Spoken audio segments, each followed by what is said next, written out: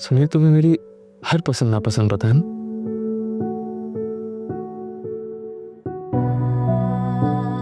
अच्छा, खाओ तो, देख क्या रही?